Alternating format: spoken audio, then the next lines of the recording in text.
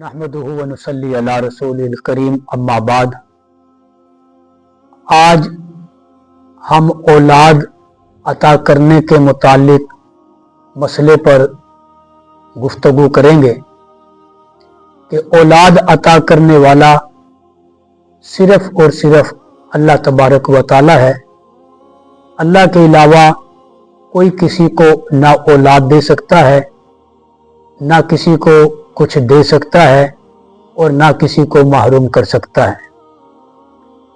कुरान पाक को जब हम पढ़ते हैं तो ऐसे कई वाक़यात कुरान पाक ने बयान फरमाए कि देखें, इब्राहीम अलैहिस्सलाम बुढ़ापे के अंदर रब्बी हबली मिनस सालिहीन कहकर दुआ मांगते हैं रब ताला से कि ऐ मेरे रब, मैंने अपनी सारी जिंदगी इम्तिहानात के अंदर गुजार दी, पूरी जवानी तेरे दीन की सरबुलंदी के लिए गुजार दी, लेकिन रब्बी हबली मिनस सालिहीन, तू मुझे एक बेटा दे।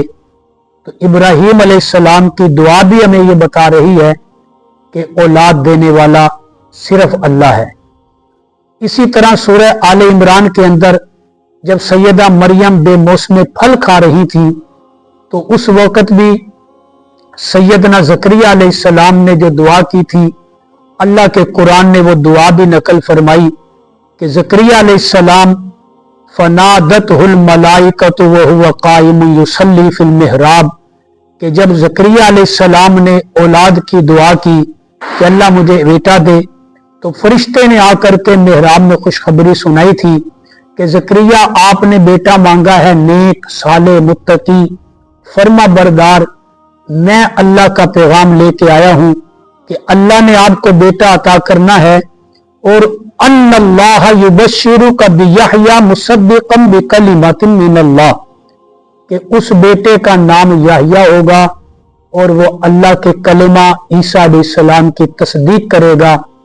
और इब्राहीम ज़करिया अलैहिस्सलाम ने जो दुआ मांगी, अल्लाह तबारक व तआला ने उनकी दुआ से बढ़कर उनको नेक, मुत्तकी, साले बेटा अता फरमाया कि अल्लाह ने फरमाया व सय्यदम व हुसूरम व नबिय्यम मिनस सालिहीन, कि ज़करिया आपने नेक मांगा था, मुत्तकी मांगा था, परहेजगार मांगा था, मैंने आपकी दुआ को कबूल फरमा लिया।